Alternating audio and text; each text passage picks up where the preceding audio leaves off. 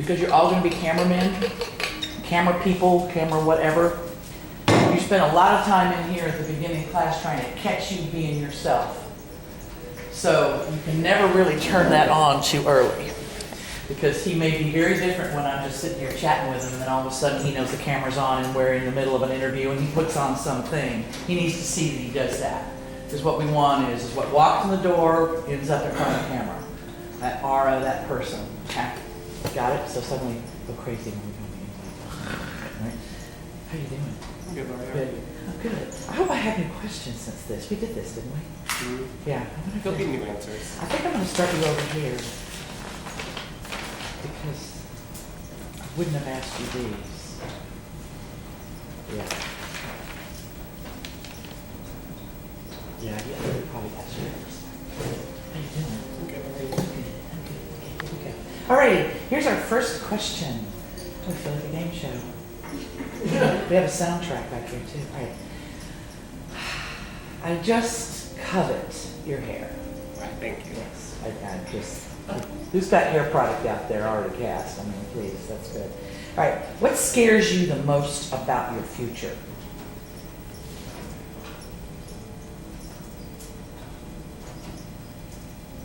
The fact that I may or may not have the correct chosen field and following my dream in comparison to following what I may or may not be good at. Natural skills in comparison to what my dream skills are. Oh, what is the difference between the two? I think that I have a dream set of skills of being an actor, being a performer, and then I have a couple skill sets that I can do very well. And I think I'm a good communicator, and I think I'm a good leader in community development, and maybe being a teacher and something along those. Like those are skills that I've gained already, and so kind of either going the path of least resistance or going the path of my dreams. Can they come together? Definitely, but I think it's there's a very specific picture in my mind of what I want to be doing, and then I can feel it if I made the safe choice. I don't know if I like that. Ah, Vicky just answered. Yeah. What object that you own would you risk your life to retrieve from impending doom? Object, not animal or human. I have. First thing that came to my mind was I have a ring of my great-grandfather's, and it's the Blarney Stone from Ireland. Yeah. And my grandfather gave it to my mother to give to me when she thought I was ready.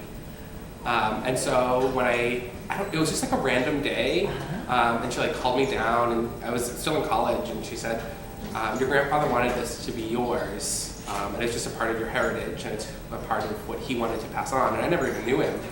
So she gave that to me, and it was a really important piece of who I am and where I come from. How did you feel when you put that on? What did it make you feel? Very confident. I had a back, it was a backbone. It lifted me up a little bit. I felt confident. Roots of some sort? Yeah. Yeah, that's wonderful. Yeah. I love that. If you had kids, okay, who in this room would you ask to be godparents? You have to pick two. Two. And gender does not matter. All right, Jai Goodman, without a doubt. Why? I think that however I wanted to raise my children, Yes. she would know Better. She'd be like, Kyle, I know what you're going for. Let me try. I can do this. I can do this. I can save you time. She would teach them great things about how to really enjoy cooking, because that's something we've done together, and I know how much we enjoy that, and arts, and being creative, and being free, and all that. Sweet. And Antonio. I would pick Antonio, because I know that something that I would have already given my kids as a parent, if I was no longer there, he would give them what I couldn't, which is a sense of freedom and a play, and an energy and a progression forward. How not to play it safe. I love that. That's beautiful. Tell us one thing about yourself that you would normally, tell me one thing about yourself that you would normally tell me after you've known me intimately for a long time. And now, this is a tough question because I've known you for a while, but we haven't been, Something intimate about myself that you don't know.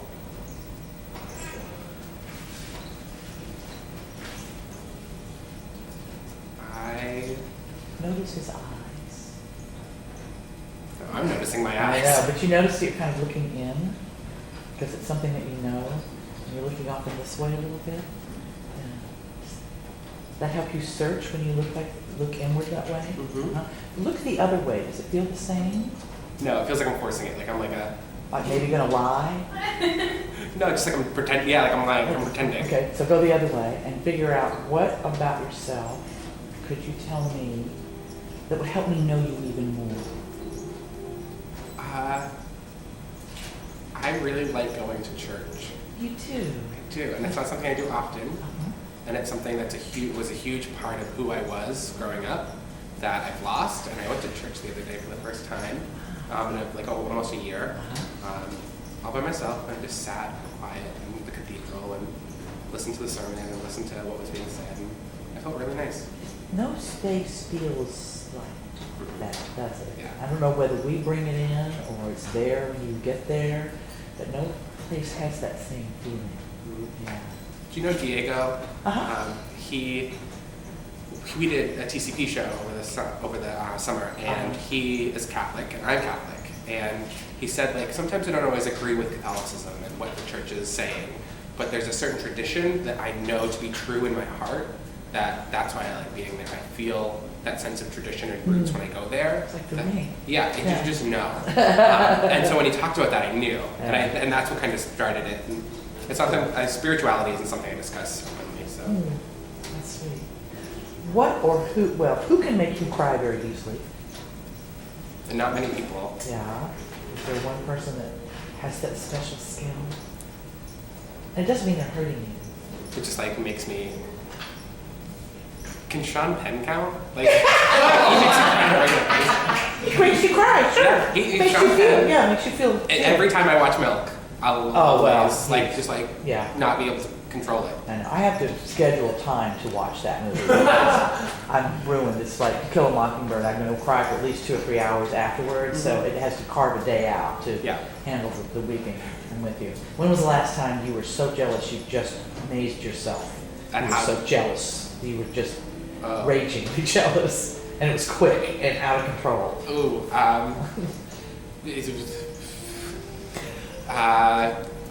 numerous times. Oh dear. The last time I was jealous was, I'm trying to think, I think I might have been at the gym. And this guy was just like showing off, and he was like doing pull-ups, and I was like sweating and like a mess, and my hair is in my face, I'm like sweating and gross, and I'm like mad because I'm still doing push-ups, I can only do like 10, and he's doing pull-ups, and he's like, look at me, like I'm doing so many pull-ups, and I just wanted to.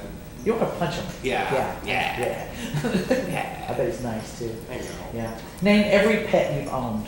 Whoopi Goldberg was the first goldfish I had. I love that name. And then I had Hunter. Ooh. If I'd ever had a kid, I wanted Hunter. Hunter Bell. Wouldn't that be beautiful? It would be. It'd be cute. That sounds like a good stage name. It does. Yeah. Hunter, and I had him for the longest period of time. I had him for my 6th birthday. He was my birthday present until when I was 17 when he passed away. Was he a dog? Yeah, Hunter was a black Labrador who was like my little brother, like growing up, and like he slept in my bed some days, and like if it stormed, like it was my bed that he hopped in. And, he was just the greatest. Okay, Whoopi and Hunter. Whoopi, Hunter, and then there was Brinkley, and we had Brinkley just for like a year and a half, like a foster dog. It was a sad situation, and then. And now, right now, we have 2 live-in animals right now. We have a little bunny named Lopsy. Little Lopsy, and she's not a nice little bunny. Bunnies are not. No, they're not good animals. No, they have Don't a get really them. bad attitude, and they bite. Mm-hmm. Yeah, I did what's that show that has a bunny in it with a really bitchy mother? Somebody did it last year. The gamma rays, Oh effective gamma God, rays. yes, I did are that animals. show, yes, and the bunny, I was like, I'm making bunny pie when this is over because I hated it. They're just mean. Yeah. And what else do you have? And then we have a fish named Dwight. Dwight. Yeah. You come up with great names. Well, that was my roommate, and she watches The Office. Do you watch that show? And Yes. Dwight is a major character on The Office. Yes. In fact, Dwight, we want more Dwight now. That's so cute. All right. What pisses you off about some acting teachers?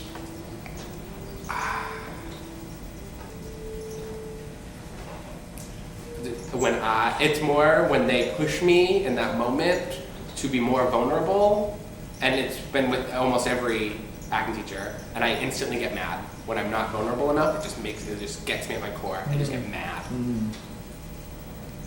What makes you jump up and down with joy? About the acting teacher? No, just life. She's dead. I'm just kidding. Although I had felt that way about one acting teacher.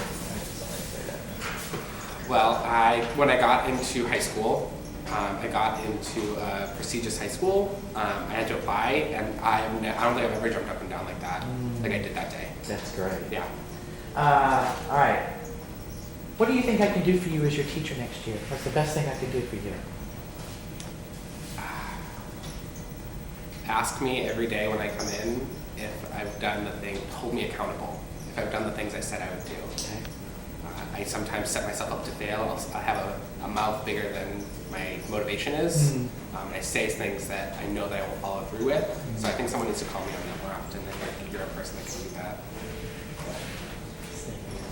You're going to listen to us, and you're just going to keep shooting him. Okay. He's so cute. I think one of the things that I like the most about the person that I hear is interesting when you talk about what you said pisses you off about your acting teachers. Is that one of the things about you personally that's fun is I can see how you feel. I have a real easy time seeing how he feels about what he's talking about. I don't feel like there's a lot of walls. You smile a lot, but I think your smile is really very genuine. I don't think your smile is a mask. So what I would want from you, if I suddenly went here, read this script, and do something with this, is this person whose heart's so close to the surface. So if you have a problem with that when you move into your acting, you're teasing me. Because this guy right here, his heart's right there. I can hear it in his voice. Yeah? I can hear it in the way you color what you say. So that makes me feel like you're brave and authentic. That if I handed you a piece of material and you cut that off, you'd be teasing me, like baiting me. Because this is the guy that I want. So don't disappoint me. Okay? He has great teeth. He has incredible hair. There's a lot of, and he has a, look at the camera and just go, hi, and smile. Hi. Hi. Yeah. All right. Hi, my name is Kyle, and welcome to my show. Go for it. Hi, my name is Kyle, and welcome to my show. So, you know, and he's also just a nice personality, and he's engaging, and he's warm, and he feels like I could sit down and talk to him for a long time. So when you will look at this, watch what you're setting me up for. Is this guy, right? And that's what you're looking at in these little interviews. Is what do you put out when we're looking at you in an interview, and then what do you suddenly show? This tells you what to show on your headshots. Is this predominantly you were that guy through the whole thing? You changed stories, you expressed different things, but you were predominantly that guy. And so that tells you what your headshot looks like, that tells you what clothes you wear, that tells you what your stories are, that tells you what some of your roles might be for right now, for who you are right now. Just throw out real quick, I'm going to point at you and you're just going to say real quick in one sentence. Stop, break, go. Just one sentence. He was very expressive physically with his hands and stuff like that. You love expressiveness. Yeah. Just have a great smile. Big smile. Very sincere, so I can do things like public service announcements. Very sincere. Play a few years older if the opportunity arose, but also has a very youthful energy. Very charming, humble, genuine. Inviting. Good. Very specific with words that are important. I loved how he considered the way he spoke. I love that. That's a wonderful type of person. He looked like he had all of this energy and was trying to be capped. And that was fun. Yes. Yes. Yeah, he looks like he can control his anger well, which would make him a great villain. So you can see that I'm doing an opposite of what you see there, which is interesting. Yeah, that's fine. Go for it, man.